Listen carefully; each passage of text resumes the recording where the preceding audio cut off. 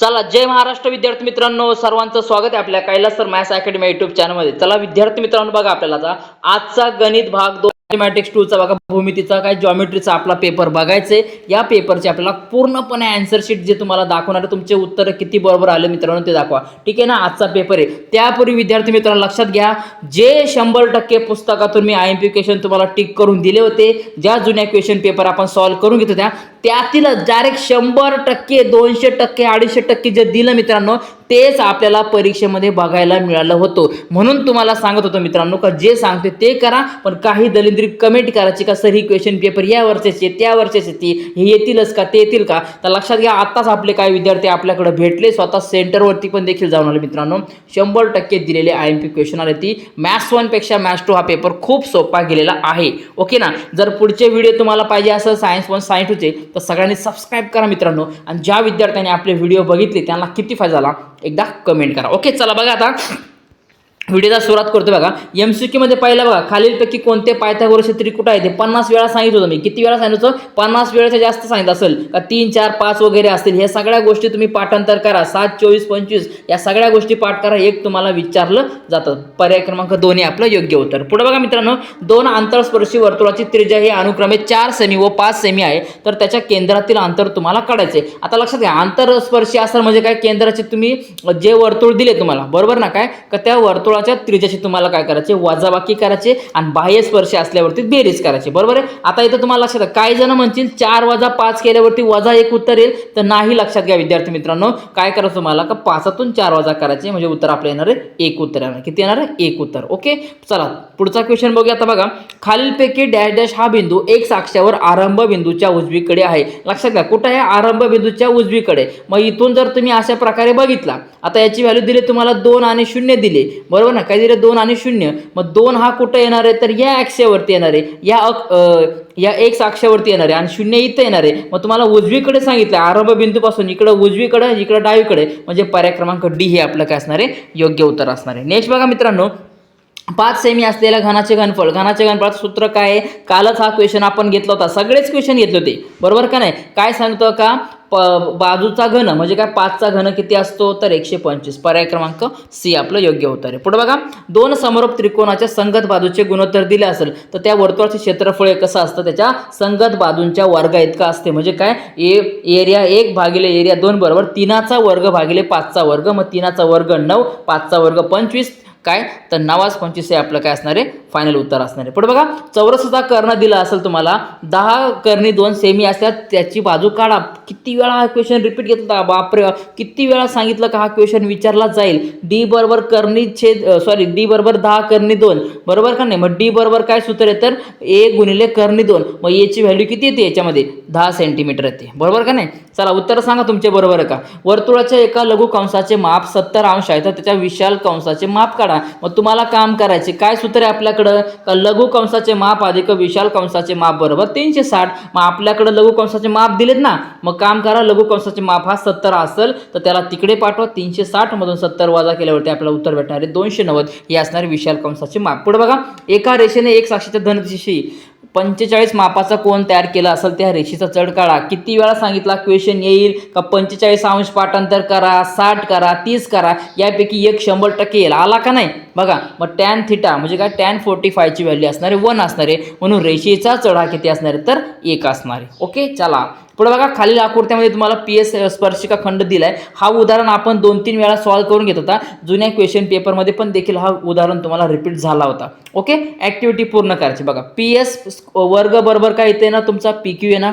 पुढे बघा, पीक्यू गुणिले कंसामध्ये पीक्यू अधिक क्यू आर बरोबर काय येणार पुढे, तर पीक्यू ची व्हॅल्यू पुट करा 3.6, पीक्यू अधिक क्यू आर इथं दिलं तुम्हाला 3.6 अधिक 6.4, मग 3.6 अधिक 6.4 यांची बेरीज केली तर आपल्याला उत्तर भेटणार आहे 10। किती भेटणार आहे, 10। मग 3.6 गुणिले 10, एक घर पुढे गेला म्हणजे पीएस वर्ग बरोबर 36 आला। मग पीएस चा वर्ग जर 36 आहे, तर पीएस ची व्हॅल्यू किती, तर याला जर आपण कर्णी 36 मध्ये टाकला तर स्क्वेअर रूट ऑफ 36 किती येणार आन्सर, 6 येणार आहे। तर 6 आन्सर तुमचा पाहिजे, ओके। चला बरोबर आहे का, बघा sec theta 25/7 very IMP question तुम्हाला बोललो होतो, करून ठेवा, येणार म्हणजे येणारच। सगळे क्वेश्चन दिले होते, सगळे क्वेश्चन आले ते, आज एकही असा क्वेश्चन नाही का जो मी दिला नव्हता तो आला नाही, सगळे A to Z क्वेश्चन आले ती। स्वतः माझ्याकडे विद्यार्थी, आपले इथे विद्यार्थी आहेत ती सेंटरला पण जाऊन मी बघितला, सगळे विद्यार्थी पेपर सुटल्यावरती भेटले, सगळे खुश होते, कारण त्यांना माहिती जे दिलं तेच आलं होतं. ओके, पुढे बघा मग आता बघा 1 + tan square is equal to काय सूत्र आहे आपल्याला, सेक स्क्वेअर थिटा. बरोबर, काय सेक स्क्वेअर थिटा, बरोबर ना, सेकचा वर्ग थिटा. पुढे बघा 1 + tan square is equal to काय, 1 अधिक tan वर्ग थिटा बरोबर काय, तर मग सेकची तुम्ही काय करा, व्हॅल्यू पुट करा. मग सेक वर्गची व्हॅल्यू म्हणजे काय, तर 25/7चा वर्ग. पुढे बघा tan square theta is equal to काय, तर आपल्याला मग आता याच्यामध्ये व्हॅल्यू पुट करा. अगोदर काय करा, यांचं स्क्वेअर काढून घ्या. बघा 25चा वर्ग किती तो 625 भागिले 49. मग इकडं हा एक इकडं अधिक आहे, इकडं आले का नंतर वजा होणार. मग आता याचे काय करा, छेद समान करून घ्या, म्हणून तिरकस गुणाकार करा. 49 गुणिले 1 केला आपण तर 49 येणार. मग 625 वजा 49 केला तर उत्तर येणार आहे 576/49. मग tan स्क्वेअर थिटा काय, tan स्क्वेअर थिटा. मग याच्यामध्ये आपल्याला बघा मित्रांनो टॅनची व्हॅल्यू फाइंड आउट करायची. मग हा काम करा, स्क्वेअर आहे तर याला काय करा, स्क्वेअर रूट मध्ये पाठवा. मग याची व्हॅल्यू ना 576. हा कोणाचा वर्गमूळ आहे तर 24चा, आणि 49 कोणाचा 7चा. मग 24/7 tan थिटाची व्हॅल्यू आली. तर जो सेक स्क्वेअर थिटाची आपल्याला व्हॅल्यू दिली होती त्याच्यावरून tan थिटाची व्हॅल्यू तुम्हाला काढायची होती. ओके, चला पुढे बघा मित्रांनो, आता हा देखील भाग आपण बघितला होता, छायांकित भागाचे क्षेत्रफळ काढा.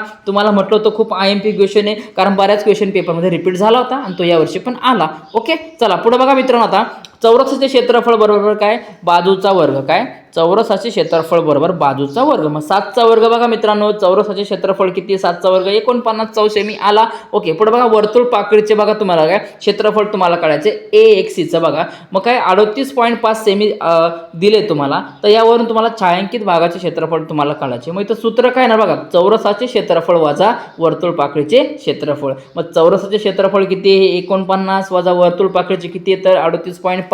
मग आपल्याला उत्तर भेटणार आहे 10.5. ओके, पुढे बघा खालील आकृत्यामध्ये दिलेल्या माहितीवरून QP काढा. मग QP जर तुम्हाला काढायचे तर काय, कोन दुभाजकाचा प्रमेय वापरा. MQ भागिले QP बरोबर MN भागिले NP घ्या. ओके ना, मग याच्या जर आपण किमती पुट केल्या तर आपल्याला आन्सर भेटणार 17.85. पुढे बघा त्रिकोण RST मध्ये कोण S ची किंमत 90 दिली, T ची किंमत 60 दिली. हे उदाहरण आपण इतक्या वेळा सोडून घेतो तर माझ्या डोक्याच्या बाहेर गेलं डायरेक्टली. इतका वेळा सोडून घेतो तर डायरेक्टली 10-15 वेळा हे उदाहरण मी जेव्हा टिक मार्क करून दिल्या, क्वेश्चन पेपर बघितल्या, त्याच्या अगोदरचे व्हिडिओ टाकले का IMP बाबांना करून ठेवा येईल म्हणजे येईल, तर तेच आलं बघा. मग आता काय, एक जर तुम्हाला S ची किंमत 90 दिली, T ची किंमत जर 30 दिले तर R ची किंमत किती येणार मित्रांनो 60 येणार. मग 30-60-90च्या प्रमेयानुसार RS बरोबर काय तर 1/2 गुणिले RT. मग RT ची व्हॅल्यू कशी येणार तर RS ची व्हॅल्यू कशी येणार तर RT ची व्हॅल्यू पुट करायचं काय तर 1/2 गुणिले 12. मग तुम्हाला RS ची व्हॅल्यू भेटणार 6 भेटणार आहे, आणि याचवरून ST ची व्हॅल्यू तुम्हाला किती भेटते 6/3 भेटते. ओके, उत्तर किती बरोबर आले ते बघा. आता डिटेलमध्ये आपण बघत नाही, ठीक आहे ना. पुढे बघा तुम्हाला ही आकृती दिली, हा इक्वेशन महत्त्वाचा होता, टिक मारे करून दिला, सांगितला येईल म्हणजे येईल. तर काय आता तुम्ही ज्यांनी केलं त्यांचा फायदा झाला, ठीक आहे ना. बघा मग आता सूत्र काय आपण घेऊ शकतो त्याच्यामध्ये का, RD गुणिले DS बरोबर MD गुणिले DN. बरोबर आहे. मग RD ची किंमत 15 टाकली, DS ची किंमत 4 टाकली, MD गुणिले DN. मग हे DN तसंच ठेवला, MD ची किंमत 8 टाकली. हा 8 इकडे गुणाकारा, तिकडे आले काय होईल तर भागाकारामध्ये जाईल, आणि याच्यानंतर 15 गुणिले 4 15 चौक 60 आणि भागिले 8 तर उत्तर येणार आपलं काय 7.5. DN ची व्हॅल्यू आली किती आली 7.5. ओके, पुढे बघा बिंदूंना जोडणार PQ चे निर्देशक दिले तुम्हाला 0, 6 आणि Q चे दिले ती 12, 20. तर या बिंदूंना जोडणाऱ्या रेषाखंडाच्या मध्यबिंदूचे निर्देशक काढा. सूत्र काय आहे, x बरोबर x1 अधिक x2 भागिले 2. yचं काय तर y1 अधिक y2 भागिले 2. बरोबर ना. याच्यामध्ये किमती पुट करा. 0 अधिक 12 भागिले 2 बरोबर, याचे उत्तर पहिलं येणार 6. yचं येणार 6 अधिक 20 भागिले 2, याचं उत्तर येणार 13. बरोबर आहे. चला पुढचं बघा मित्रांनो, आता कृती पूर्ण करायची होती. हे उदाहरण तुम्हाला म्हटलं होतं करून ठेवा बाबांनो, खूप IMP आहे आणि याचा तुम्हाला फायदा होईल, ते आलंच आहे. तर मित्रांनो आता लक्षात घ्या, तुम्हाला जर विज्ञान भाग 1 विज्ञान भाग 2चे जर IMP पाहिजे असेल तर मला कमेंट करा. मी लक्षात घ्या तुम्हाला पुस्तकातून टिक करून देतो, आणि जुन्या 2-3 क्वेश्चन पेपर आपण बोर्डाचे सॉल्व्ह करून देऊ. मी 100% अजूनही सांगतो तुम्हाला, विज्ञानामध्ये तुम्हाला पैकीच्या पैकी मार्क मिळतील. ओके ना. जसं तुम्हाला मॅथ्स 1ला मॅथ्स 2ला दिले, ती जे दिलं तेच आलं. इंग्रजीचा पेपर जसा दिला तसा सेम आला. तर तुम्हाला लक्षात घ्या याचे तुम्हाला फायदा 100% होणार आहे. फक्त व्हिडिओ सगळे बघा, आणि नवीन असेल तर पटकन चॅनल सबस्क्राईब करा. पुढे बघा मित्रांनो, x अधिक bx भागिले bx. बरोबर आहे. x ची व्हॅल्यू किती 3 घ्या, bx ची व्हॅल्यू 2 टाकली, यांची बेरीज केली तर आला 5. बरोबर आहे. पुढे बघा समवर्तुळाची कोको कसोटी इथं टाकली तुम्ही समवर्तुळाची कोको कसोटी. पुढे बघा BA भागिले BX बरोबर AC भागिले XY समवर्तुळाच्या त्रिकोणाच्या संगत बाजू. आता याच्यानंतर बघा मित्रांनो काय तर आपल्या AC ची किंमत काढायची. मग हा 9 इकडे भागाकार तिकडे गेलो काय होतं गुणाकारच आहे. इथं BX ची व्हॅल्यू 2 टाकून दिली. 9 45 भागिले 2 आला 45 मिळाला 22.5 म्हणजे किती आला उत्तर आपलं AC ची किंमत आली 22.5. हे उदाहरण आपण सोडून घेतलेलं होतं. हां लक्षात घ्या. पुढे बघा मित्रांनो खालील आकृतीवरून काय AB आणि BC करण्यासाठी तुम्हाला कृती पूर्ण करा. आकृती अशा प्रकारे दिले. मग इथं काय AB बरोबर BC हे डायरेक्ट पक्षांना सांगितले बरोबर. BAC ची किंमत किती दिली तुम्हाला बघा याच्यामध्ये BAC लक्षात घ्या काय दिलं तुम्हाला BAC याची किंमत किती असणार आहे तुम्हाला 45 असणार आहे. का कारण हा जर तुम्हाला 90 आहे तर हा काय असणार इकडचा 90 दिला आहे तर म्हणजे हा 45 असणार आहे. ओके ना. चला पुढे बघा आहे त्याच्यानंतर बघा AB काय दिलं तुम्हाला AB बरोबर BC काय सांगितलं तुम्हाला AB बरोबर BC. ठीक आहे ना. मग याच्यामध्ये याची किमती पुट करा 1/2 किमती टाकल्या तुम्ही. ठीक आहे ना. नंतर बघा 1/2 गुणिले बघा AC ची किंमत √8 दिलेली आहे बघा इथं दिसते का तुम्हाला √8 दिलेली. ही √8 याच्यामध्ये टाकून द्यायची इथं आणि याला जर आपण सॉल्व्ह करून घेतला तर हा कर्णी 2 कॅन्सल झाला आणि 2 गुणिले 1 B म्हणजे AB बरोबर BC ची किंमत आली 2 आली. ओके. पुढे बघा वर्तुळाच्या बाह्य भागातील बिंदूपासून त्या वर्तुळाला काढलेले स्पर्शिकाखंड एकरूप आहेत सिद्ध करायचं तुम्हाला. पुढे बघा वर्तुळ. आता जर लक्षात घ्या हाच क्वेश्चन तुम्हाला टिक मार्क करून दिलता काय दिलता हाच क्वेश्चन तुम्हाला टिक मार्क करून दिलता आणि हाच येईल बरोबर तोच आला बघा.